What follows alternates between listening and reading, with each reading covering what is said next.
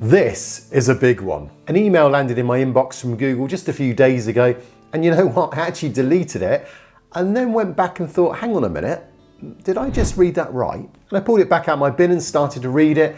And I think you'll be doing the same after this video. To understand why this is such a game changer, let me ask you this question. What's the biggest cause of all profile suspensions, post and image rejections, and innocent businesses getting duplicated profiles? Now, I know many of you will be tempted to say, well, it's Google themselves. They're the problem. And certainly the guidelines and the policies are confusing at best. You know what?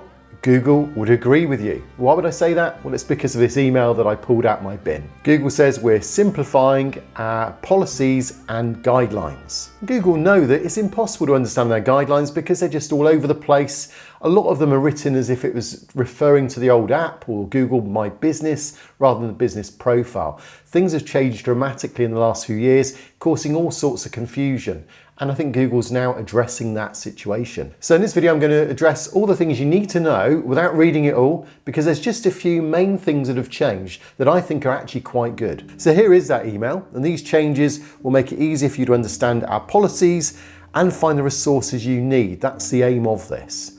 Now, if I click through, I get through to this. When I read through it, it feels like it's a little bit more clearer as to where I can navigate and find information. So it's well worth a bookmark. I'll put a link down below. But if you only have a few minutes, then what are the main points that you need to know about? Well, the first one is the address. Now, this has become a lot clearer. It used to cause all sorts of confusion. Most suspensions have been down to this. What's Google doing? It's enforcing the address issue, and that's making it a lot clearer because in effect, you now have a choice. You're either a service or a shop front. You either hide your address or you don't, and that's all fine. Just a few things in summary.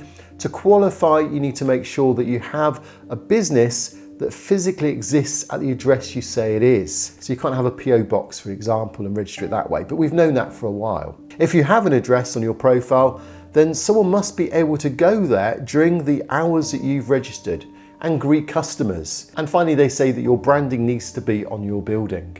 So those are the guidelines now, a lot clearer than they were before. Second area I wanted to cover is categories. Again, this has caused confusion that now Google is beginning to make it a lot clearer. And this article here says that no longer really are they after all sorts of categories. In fact, the way they put it is this way.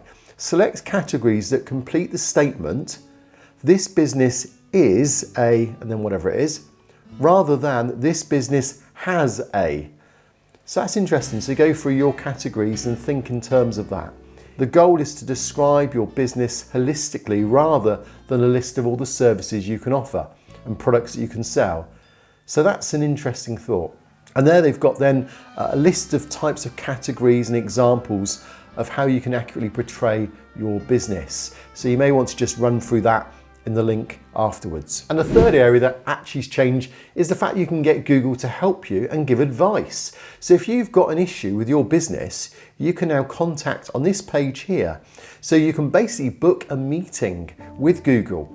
And it says here, a meeting with a small business advisor for $39.9, so basically $40, you can ask a Google Small Business representative a question about your profile, about your analytics, or about some of the tools that you're using. So Google, for a small cost, will answer your questions. Of course, my advice comes at no cost. And if you look through the comments in my videos, I answer everything that's available. So if you've got a question, put it in the comments below and I'll do my best to answer it for free.